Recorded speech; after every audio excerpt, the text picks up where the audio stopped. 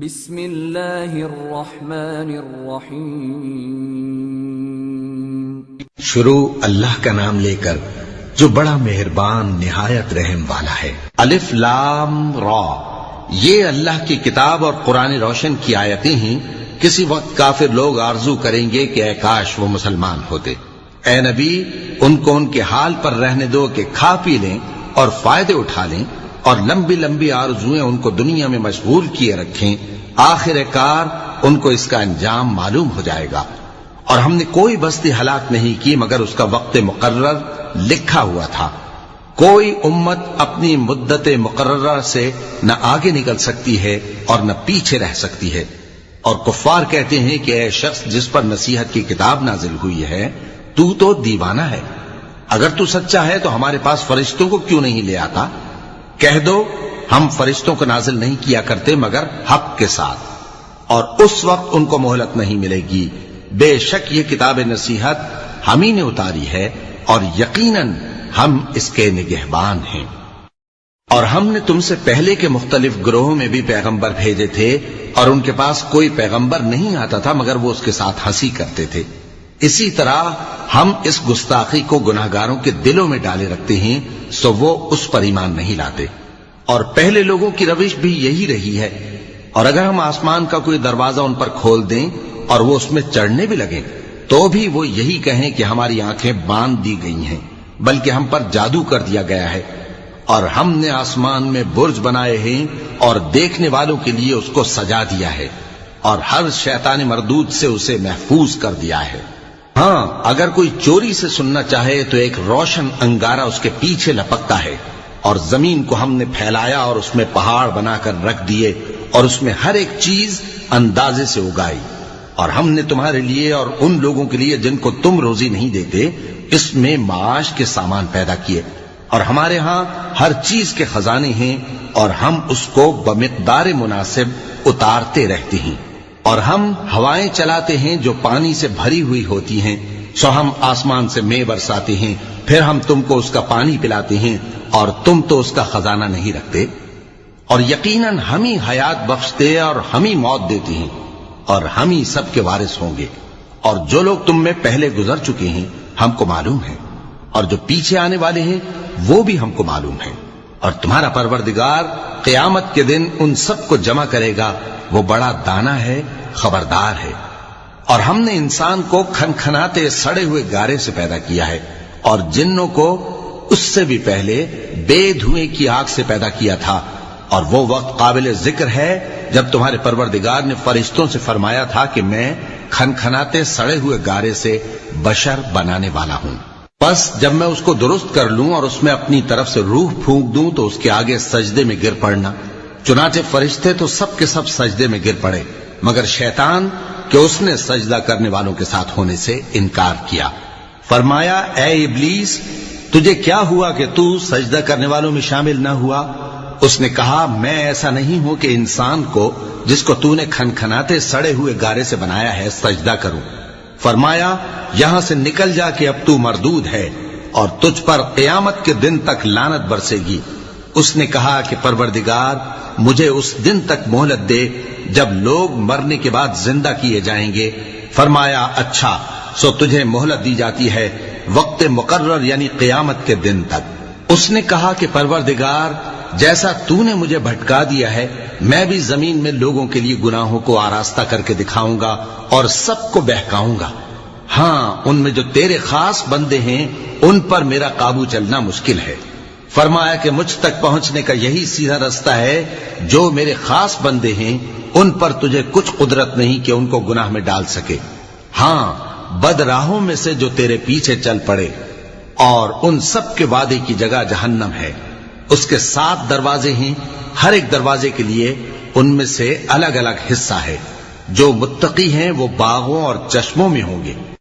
ان سے کہا جائے گا کہ ان میں سلامتی اور امن و اطمینان سے داخل ہو جاؤ، اور ان کے دلوں میں جو کدورت ہوگی ہم اسے نکال دیں گے، گویا بھائی بھائی مسندوں پر ایک دوسرے کے سامنے بیٹھے ہوں۔ نہ ان کو وہاں کوئی تکلیف پہنچے گی اور نہ وہ وہاں سے نکالے جائیں گے۔ اے پیغمبر میرے بندوں کو بتا دو کہ میں بڑا بخشنے والا ہوں، بڑا مہربان ہوں۔ اور یہ کہ میرا عذاب بھی درد دینے والا عذاب ہے۔ اور ان کو ابراہیم کے مہمانوں کا احوال سنا دو۔ جب وہ ابراہیم کے پاس آئے تو سلام کہا۔ انہوں نے کہا کہ ہمیں تو تم سے ڈر لگتا ہے۔ مہمانوں نے کہا کہ ڈریے نہیں، ہم آپ کو ایک دانشمند لڑکے کی خوشخبری دیتے ہیں۔ وہ بولے کہ جب مجھے بڑھاپے نے آ پکڑا تو تم خوشخبری دینے لگے، اب کاہے کی خوشخبری دیتے ہو؟ انہوں نے کہا کہ ہم آپ کو سچی خوشخبری دیتے ہیں، سو آپ مایوس نہ ہوں۔ ابراہیم نے کہا کہ اللہ کی رحمت سے مایوس ہونا تو گمراہوں کا کام ہے۔ پھر کہنے لگے کہ فرشتوں، تمہارا اصل کام کیا ہے؟ انہوں نے کہا کہ ہم ایک گناہگار قوم کی طرف بھیجے گئے ہیں کہ اس کو عذاب کریں، مگر لوط کے گھر والے کہ ان سب کو ہم بچا لیں گے، البتہ ان کی بیوی کہ اس کے لیے ہم نے ٹھہرا دیا ہے کہ وہ پیچھے رہ جائے گی۔ پھر جب فرشتے لوط کے گھر آئے تو انہوں نے کہا کہ تم تو ناآشنا سے لوگ ہو۔ وہ بولے کہ نہیں، بلکہ ہم آپ کے پاس وہ چیز لے کر آئے ہیں جس میں لوگ شک کرتے تھے، اور ہم آپ کے پاس یقینی بات لے کر آئے ہیں اور ہم سچ کہتے ہیں۔ تو آپ کچھ رات رہے سے اپنے گھر والوں کو لے نکلیں اور خود ان کے پیچھے چلیں، اور آپ میں سے کوئی شخص پیچھے مڑ کر نہ دیکھے، اور جہاں آپ کو حکم ہو وہاں چلے جائیے۔ اور ہم نے لوط کی طرف وہی بھیجی کہ ان لوگوں کی جڑ صبح ہوتے ہوتے کاٹ دی جائے گی۔ اور اہل شہر لوط کے پاس خوش خوش دوڑے آئے۔ لوط نے کہا کہ یہ میرے مہمان ہیں، کہیں ان کے بارے میں مجھے رسوا نہ کرنا، اور اللہ سے ڈرو اور میری بے آبروئی نہ کرو۔ وہ بولے، کیا ہم نے تم کو سارے جہان کی حمایت و طرفداری سے منع نہیں کیا؟ انہوں نے کہا کہ اگر تمہیں کرنا ہی ہے تو یہ میری قوم کی لڑکیاں ہیں، ان سے شادی کر لو۔ اے نبی، تمہاری جان کی قسم، وہ اپنی مستی میں مدہوش ہو رہے تھے، سو ان کو سورج نکلتے نکلتے چنگھاڑ نے آ پکڑا، اور ہم نے ان بستیوں کو الٹ کر نیچے اوپر کر دیا اور ان پر کھنگر کی پتھریاں برسائیں۔ بے شک اس قصے میں اہل فراست کے لیے نشانی ہے، اور وہ بستیاں اب تک شام جانے والے سیدھے رستے پر موجود ہیں۔ بے شک اس میں ایمان لانے والوں کے لیے نشانی ہے۔ اور بن کے رہنے والے یعنی قوم شعیب کے لوگ بھی گناہگار تھے، تو ہم نے ان سے بھی بدلہ لیا، اور یہ دونوں شہر کھلے رستے پر موجود ہیں۔ اور وادی ہجر کے رہنے والوں نے بھی پیغمبروں کی تکذیب کی، ہم نے ان کو اپنی نشانیاں دی اور وہ ان سے منہ پھیرتے رہے، اور وہ پہاڑوں کو تراش تراش کر گھر بناتے تھے کہ امن و اطمینان سے رہیں گے۔ آخر زوردار آواز نے ان کو صبح ہوتے ہوتے آ پکڑا، اور جو کام وہ کرتے تھے وہ ان کے کچھ بھی کام نہ آئے۔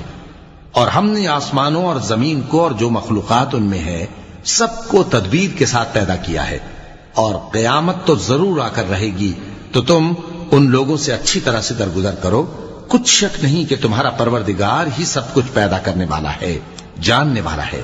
اور ہم نے تم کو 7 آیتیں جو نماز میں دہرا کر پڑھی جاتی ہیں، یعنی سورہ الحمد اور عظمت والا کلام عطا فرمایا ہے۔ ہم نے کفار کی کئی جماعتوں کو جن کو فوائد دنیاوی سے نوازا ہے، تم ان کی طرف رغبت سے آنکھ اٹھا کر نہ دیکھنا، اور نہ ان کے حال پر رنج و غم کرنا، اور مومنوں کے ساتھ تواضع سے پیش آنا، اور کہہ دو کہ میں تو اعلانیہ ڈر سنانے والا ہوں، اور ہم ان کفار پر اسی طرح عذاب نازل کریں گے جس طرح ان لوگوں پر نازل کیا جنہوں نے تقسیم کر دیا، یعنی قرآن کو کچھ ماننے اور کچھ نہ ماننے سے ٹکڑے ٹکڑے کر ڈالا۔ سو تمہارے پروردگار کی قسم، ہم ان سے ضرور پرسش کریں گے ان کاموں کی جو وہ کرتے رہے۔ پس جو حکم تم کو اللہ کی طرف سے ملا ہے وہ لوگوں کو بے دھڑک سنا دو، اور مشرکوں کا ذرا خیال نہ کرو۔ ہم تمہیں ان لوگوں کے شر سے بچانے کے لیے کافی ہیں جو تم سے ہنسی کرتے ہیں، جو اللہ کے ساتھ کوئی اور معبود قرار دیتے ہیں، سو ان قریب ان کو ان باتوں کا انجام معلوم ہو جائے گا۔